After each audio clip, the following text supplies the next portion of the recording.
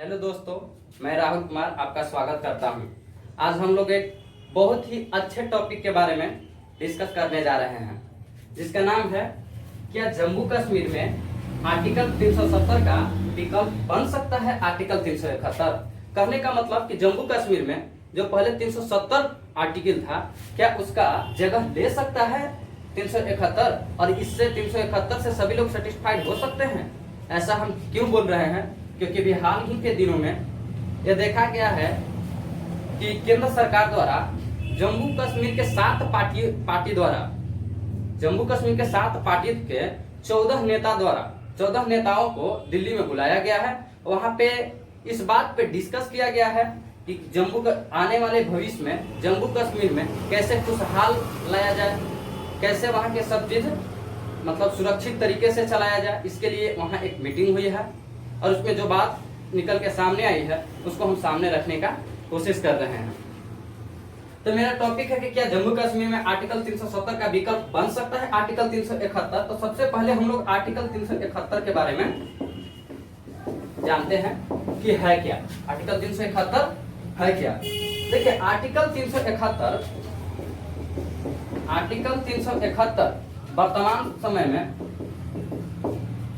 वर्तमान में भारत के 11 राज्यों में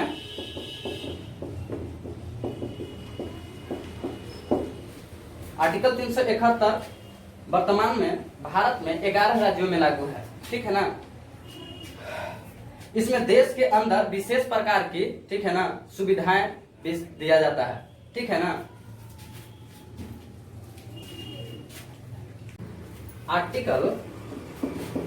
आर्टिकल 371 के कुछ पॉइंट हम बताने जा रहे हैं, जिसको अच्छा से सुनिएगा। जैसा कि पॉइंट 1 है, आर्टिकल 371 हिमाचल प्रदेश में लागू है, ठीक है। यानी यहाँ का जो रूल है कि हिमाचल प्रदेश में गैर हिमाचली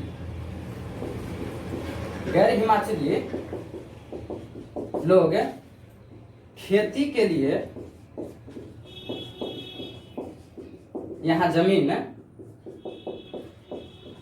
नहीं खरीद सकते हैं।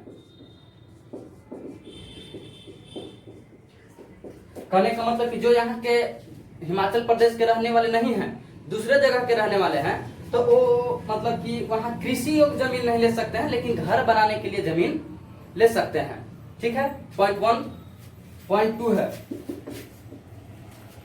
2 है, मिजोरम में गैर मिजोरी जो आदिवासी लोग हैं, ठीक है ना, वो जमीन वहां नहीं ले सकते हैं। लेकिन भारत सरकार वहां अपना कोई भी फैक्ट्री वगैरह कुछ भी के लिए वहां अपना जमीन ले सकता है, ठीक है ना। मेनली ये सब बातों पर चर्चा हुआ है, ठीक है ना। उसके बाद की बात है परिसीमन बन रहा है, जो अगस्त तक बनकर तैयार हो जाएगा, ठीक है। यानी वहां पे जब असेंबली का निर्माण होगा तो एक पार्ट बचेगा, एक पार्ट बन जाएगा जम्मू, दूसरा बन जाएगा कश्मीर, ठीक है। एक पार्ट बनेगा जम्मू और दूसरा पार्ट बनेगा कश्मीर। देखिए, जम्मू में यहाँ के कुल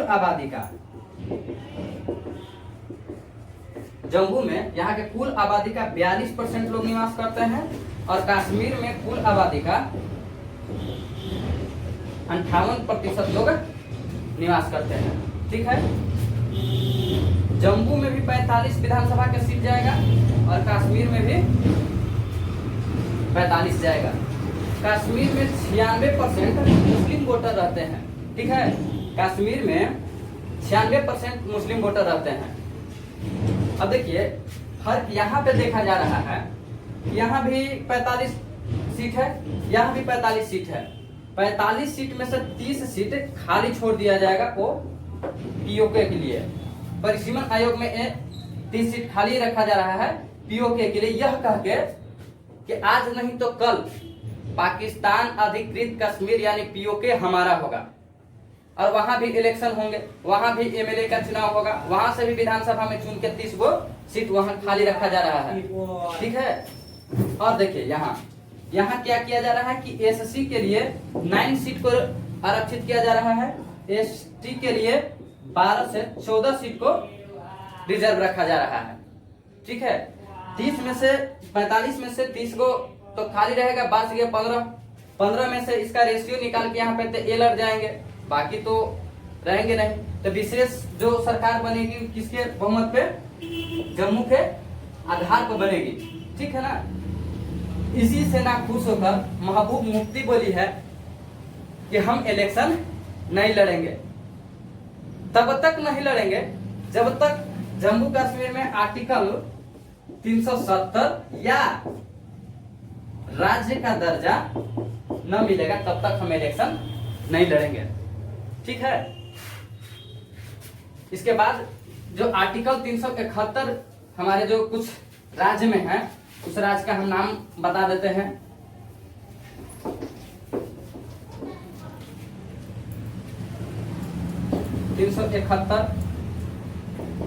महाराष्ट्र और गुजरात। 371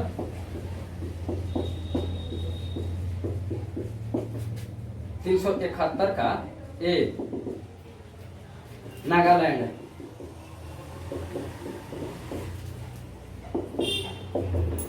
371 का बी आसाम। 371 का सी मिजोरम। 371 का डी आंध्र प्रदेश। 371 का ई मिजोरम। 371 का एफ अरुणाचल प्रदेश। 371 का जी गोवा। और बाकी के यहाँ तो 9 हो गए हैं। बाकी के जो 2 राज्य है मतलब हैदराबाद और कर्नाटका, यानी कि हैदराबाद और कर्नाटक के 6 पिछड़ा जिला में आर्टिकल 371 लागू है। यह है जो 11 राज्य है जहां पे आर्टिकल 371 लागू है। और इसी तरह का वो मीटिंग हुआ है, इसी तरह का उस मीटिंग को सबमिट किया गया है। परिसीमन अगस्त में बन के तैयार हो जाएगा। उसके बाद देखिए क्या होता है, सरकार की पहल क्या होती है। ठीक है। That's all, thanks for listening for me.